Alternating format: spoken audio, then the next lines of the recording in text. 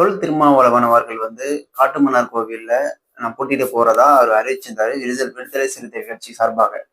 ஆனா இப்போ வந்து நான் வேட்பாளராக அங்க இறங்க போறது இல்ல, வேற ஒரு வேட்பாளரை களமிறக்க போறேன் அப்படிங்கிற ஒரு விஷயத்த சொல்லியிருக்காரு. அதுக்கு என்ன காரணம்? வாங்க அந்த பதிவுக்குள்ள பார்க்கலாம்.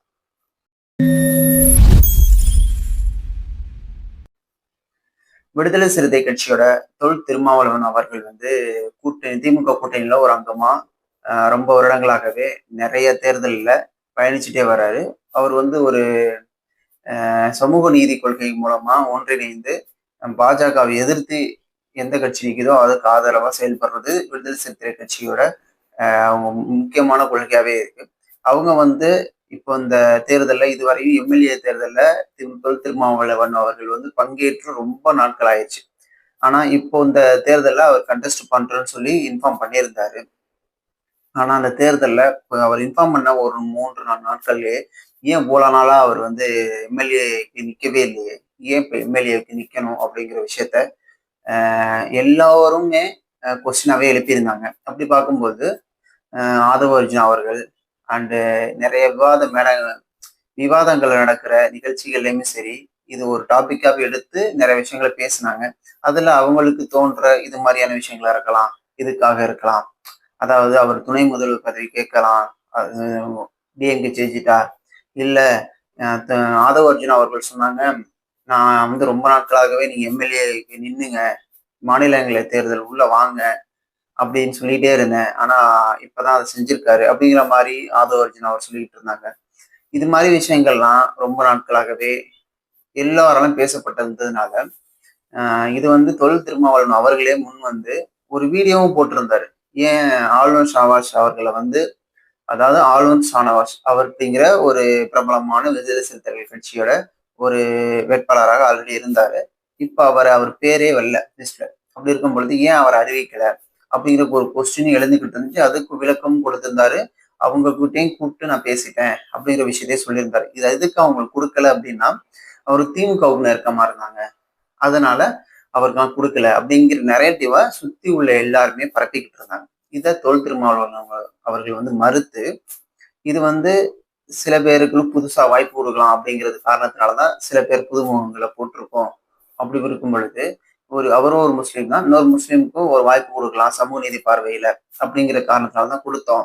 அது வந்து அவருக்கு புரியும் அப்படிங்கிற விஷயத்தையும் தொல் திருமாவளவன் சொல்லியிருந்தாங்க. நான் ஏன் எம்எல்ஏவா அதாவது வேட்பாளராக சட்டமன்ற தேர்தலுக்கு வரப்போறேன் அப்படிங்கிறதுக்காக ஏன் அறிவிச்சேன் அப்படிங்கிறது ஒரு வீடியோவை வெளியிட்டு இருந்தார். அதாவது நிறைய சூழ்நிலைகள் மாறும் தேர்தலுக்கு அப்புறம்.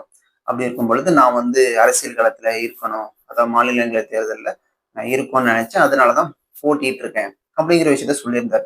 இதை வச்சு நிறைய பேர் என்ன சொல்லியிருந்தாங்க, அரசியல் களம் எப்படி வேணா மாறலாம், திமுக வந்து பிஜேபி கூட போக வாய்ப்பு இருக்கு, அதனால திருமாவளவன் அவர்கள் வந்து எம்எல்ஏவா இருந்தா அந்த கட்சியை காப்பாற்ற முடியும் அப்படிங்கிற ஒரு விஷயங்கள் எல்லாருமே ஒவ்வொரு பத்திரிகையாளர்களும் சரி, ஒவ்வொரு தலைவர்களும் சரி, எல்லாருமே ஒவ்வொரு மாதிரியான விஷயங்களை பேசிக்கிட்டே இருந்தாங்க. இது வந்து திமுகவுக்கு நிறைய சங்கடங்களை கொடுத்திருக்கும் அப்படின்னு நம்ம எண்ணலாம்.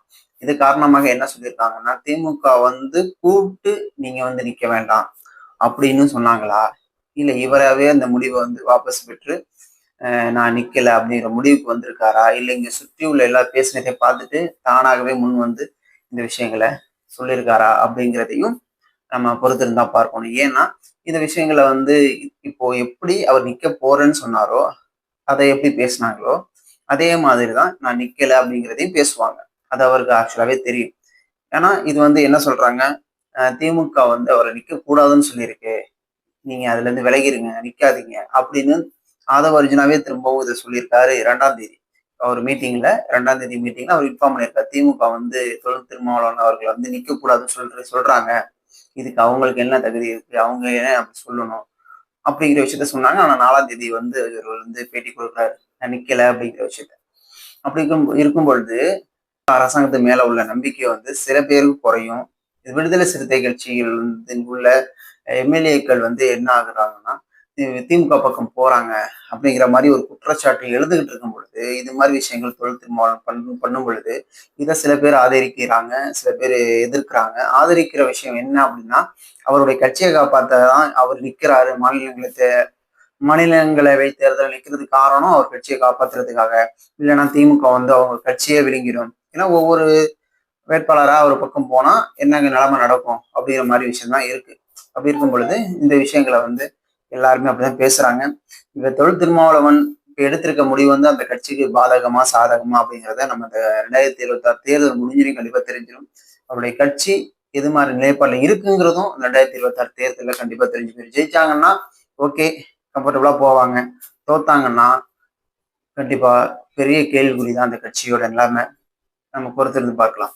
நன்றி, வணக்கம்.